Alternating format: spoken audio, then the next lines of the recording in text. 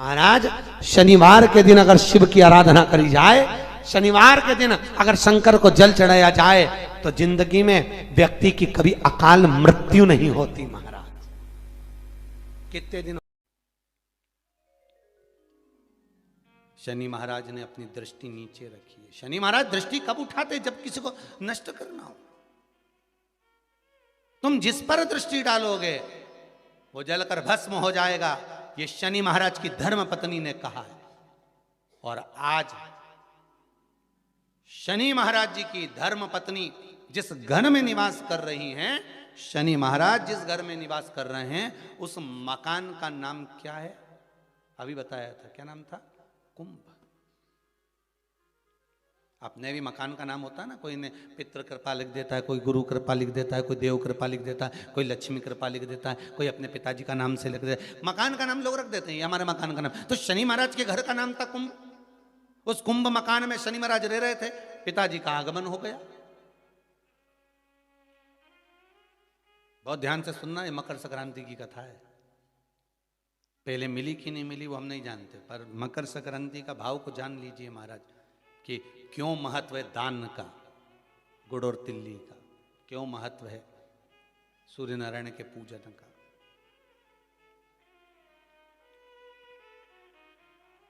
नारायण ने बोला, लक्ष्मी आज शनिवार का दिन है, जिस दिन अपन इस दरिद्रता से मिलने के लिए पीपल के पेड़ के नीचे आए हैं। हिंदू धर्म में ये दिन पीपल के वृक्ष के लिए पूजनीय होगा। जो भी शनिवार के दिन पीपल के वृक्ष की पूजन करेगा, दूध चढ़ाएगा या मिष्ठान का भोग लगाएगा, लक्ष्मी और नारायण उसके घर में प्रवेश कर जाएगा। लक्ष्मी और नारायण उसके घर में प्रवेश करेगा।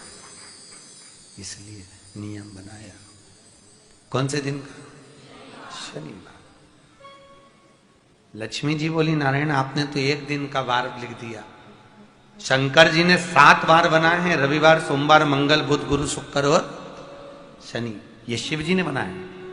अब एक दिन आपने अपना बना लिया, बाकी के दिन अगर कोई इस पीपल के वृक्ष के नीचे आएगा और यहां तो दरिद्रता बैठी है, तो उसका क्या होगा?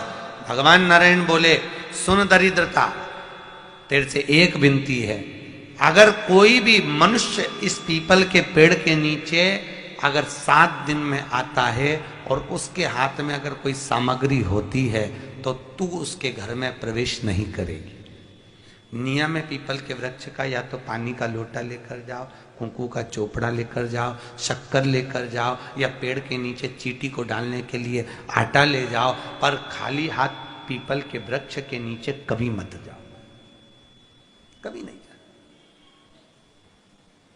खाली हाथ जाओगे तो दरिद्रता तुम्हारे घर में प्रवेश करेगी। दरिद्रता उठकर खड़ी होकर बोली, नारायण तुमने अपनी मनमानी करी है, एक दिन मुझे भी मेरा चाहिए। भगवान ने कहा, बोल कौन सा दिन चाहिए? दरिद्रता कहती है, रविवार के दिन इस पीपल के वृक्ष के नीचे मैं दिन भर नृत्य करूं, इसमें रहूं, और जो यहां आए रविवार को मैं उसके घर में प्रवेश करूं। भगवान ने कहा, ठीक है। दरिद्रता, रविवार का दिन एक ऐसा दिन रहेगा जिस दिन तू इस पीपल के वृक्ष के नीचे नृत्य करेगी, और जो आएगा इस पीपल के वृक्ष के नीचे तो उसके साथ प्रवेश करेगी। मैंने तुझे वर दिया। इसलिए हमारे यहाँ केवल पीपल का वृक्ष अगर दीवार में भी लग जाता है ना, किसी की फैक्ट्री की दीवार में, किसी के घर की दीवार में पीपल का वृक्ष अगर लग जाता है, पीपल का पौधा लग जाता है, उसको कितना भी तोड़ लो वो वापिस लग जाएगा। फिर तोड़ोगे फिर लग जाएगा। अगर पीपल के पौधे को तोड़ना है तो केवल रविवार का दिन एक नींबू, एक मिर्ची और बमूल का कांटा, ये 3 चीजें रखने के बाद में आधे घंटे बाद रविवार के दिन पीपल के पेड़ को उखाड़ कर फेंक दो। दूसरी बार कभी पीपल दीवार में लगता ही नहीं, कभी नहीं लग सकता। केवल एक रविवार का, केवल एक संडे, इतवार का।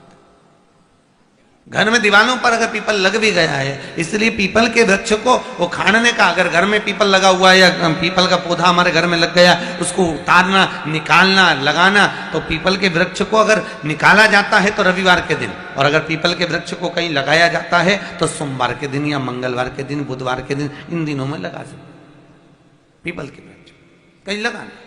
शनिवार का दिन एक ऐसा दिन होता है जिस दिन पीपल के वृक्ष को कहीं जाकर लगाया नहीं जाता। क्योंकि शनिवार के दिन पीपल के वृक्ष के नीचे लक्ष्मी रहती है। हम अपने हाथों से अगर पीपल का वृक्ष किसी दूसरी जगह पर शनिवार को रोपित करते हैं तो हमारे घर की लक्ष्मी अपने घर से छिन्न होकर चली जाती है। इसलिए शनिवार के दिन पीपल लगाया नहीं जाता, किसी के घर जाकर उसको वापस पलटा नहीं जाता। लग गया उसको डर। प्रभु मेरी धर्म पत्नी को कहाँ रखूं आप बताओ। वो तो जहां यज्ञ होता है, अनुष्ठान होता है, दान होता है, पुण्य होता है, सत्कर्म होता है, वहां जाने को तैयार नहीं। अब करूं क्या? भगवान ने बोला एक काम करो। दुर्वासा जी बोले जिसके यहां रात्रि में बर्तन झूठे पड़े रहते हो उसके घर में इस दरिद्रता को लेकर तुम प्रवेश कर जाना। जिसके यहां रात्रि में बर्तन झूठे पड़े हो वहां लेकर प्रवेश कर जाओ।